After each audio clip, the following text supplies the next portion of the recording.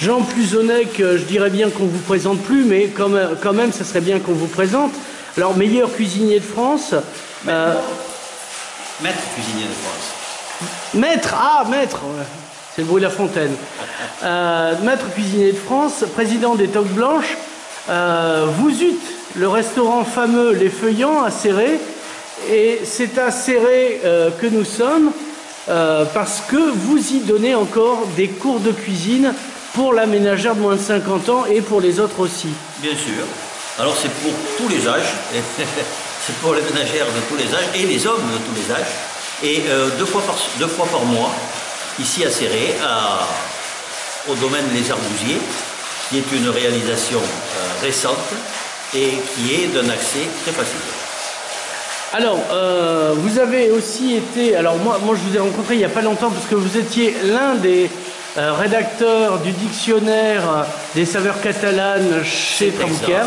Oui, c'est Pierre Torres qui a réalisé ce travail remarquable et qui nous avait demandé certains conseils. Alors vous êtes intervenu comment dans ce dictionnaire? Vous avez fait le chevron? Nous avons discuté gastronomie, voilà, pour tous les termes de cuisine.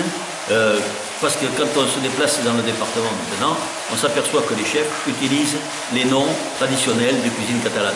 On retrouve des esquichades, des escalivades, on retrouve pas mal de plats avec les liaisons, avec la picade, le sofregie. Et comme ça, avec ce dictionnaire, on a fait une identification, Pierre y tenait, d'orthographe d'abord, et ensuite une définition. Comme ça, les chefs qui l'utilisent maintenant peuvent l'utiliser avec plaisir et avec certitude.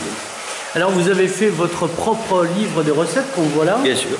Faire chanter la cuisine du Roussillon. Alors c'est pas pour demander une rançon, hein, c'est pas de la prévarication.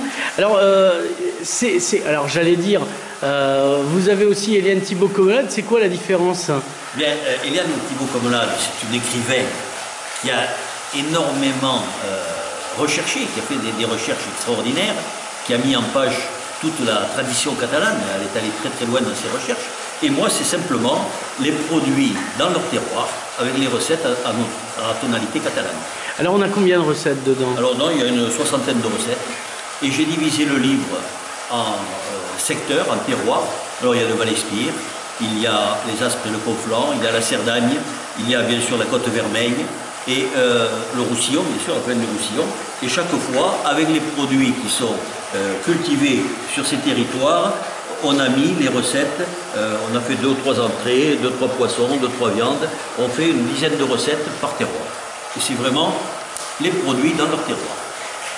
Est-ce qu'on peut venir manger ici, hors des cours Alors comme ici, ça Alors, il faut nous expliquer un peu qu'est-ce que c'est que le domaine des Arbousiers. Voilà, c'est magnifique. Le domaine des Arbousiers, c'est un domaine extraordinaire, fruit de l'imagination et de la réalisation de M. Jean-Pierre, qui est un homme d'une sincérité et d'une humilité extraordinaire, et qui a créé de toutes pièces ce domaine.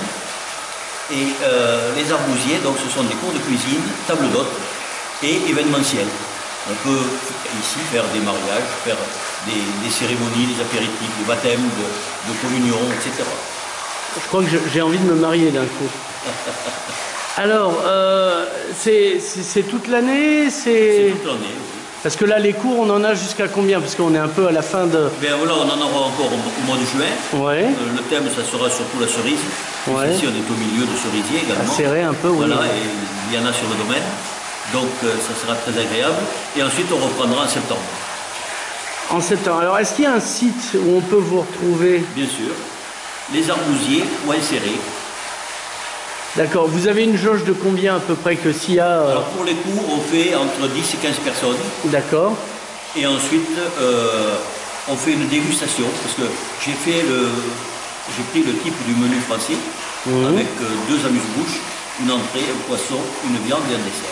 Alors demain matin, on vous retrouve à Arles-sur-Tech. Et demain après-midi, je serai à Arles-sur-Tech. Alors, et qu'est-ce que vous faites de beau à Arles-sur-Tech? Alors, Arles-sur-Tech, ce sera les viandes produites localement, à savoir le chevreau catalan, l'agneau catalan, le chai, ensuite le veau, le godaille des Pyrénées, et le porc noir bio. Voilà. Jean Plusonnec, merci. À votre service.